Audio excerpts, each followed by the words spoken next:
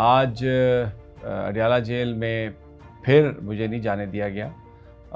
9 مئی کے جو مقدمات ہیں وہ بھی وہاں پر تھے زیر سماعت، اور 190 ملین پاؤنڈ بھی تھا کیس، لیکن مجھے نہیں جانے دیا گیا. اور اب انشاءاللہ ہائی کورٹ میں ہماری کنٹیمپٹ کی درخواست ہے، تو ہوپ فلی کل یا پرسوں اس کی سماعت ہوتی ہے، تو پھر وہاں پر جیل حکام سے عدالت پوچھے گی.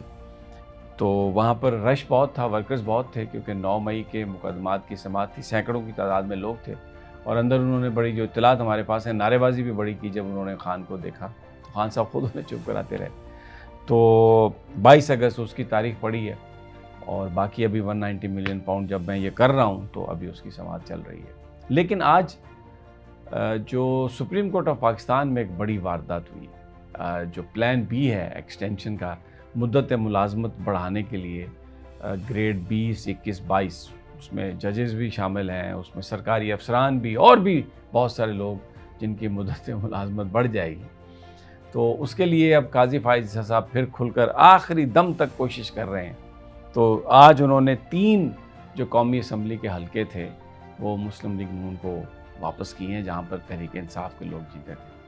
اور ایک طرح سے جو جعلی فارم 47 ہے نا، اس پر مہر تصدیق انہوں نے ایک طرح سے لگائی ہے. یہ حلقے تھے NA 81، جہاں سے بلال اعجاز جیتے تھے، اور NA 79 احسان ورک جیتے تھے، اور NA 154 فراز نون صاحب ان سے جیتے تھے. تو اس کے بعد الیکشن کمیشن میں پٹیشن دائر کی گئی نون لیگ کے لوگوں کی طرف سے، اظہر قیوم نارا، عبدالرحمن کانجو اور ذوالفقار احمد.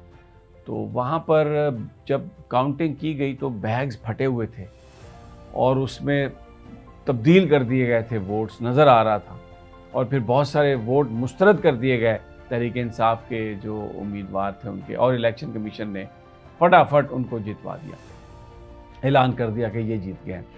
تو یہ تینوں لوگ چلے گئے ہائی کورٹ، اور وہاں پر ہائی کورٹ نے کہا کہ جب ان کے سامنے، ہائی کورٹ کے سامنے فیکٹس دیے گئے، انفارمیشن ملی آپ کو، ڈیفینیٹلی دل چاہ رہا ہوگا کہ مزید اس کی پوری تفصیلات لیں، تو بالکل آپ کو تفصیلات دیتے ہیں.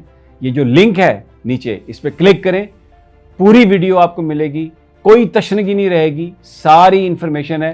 اور اگر پھر بھی آپ کچھ سوال ہم سے کرنا چاہتے ہیں تو ان باکس کریں، نیچے ہمیں سوال بھیجیں، اس کا بھی جواب آپ کو دیں گے.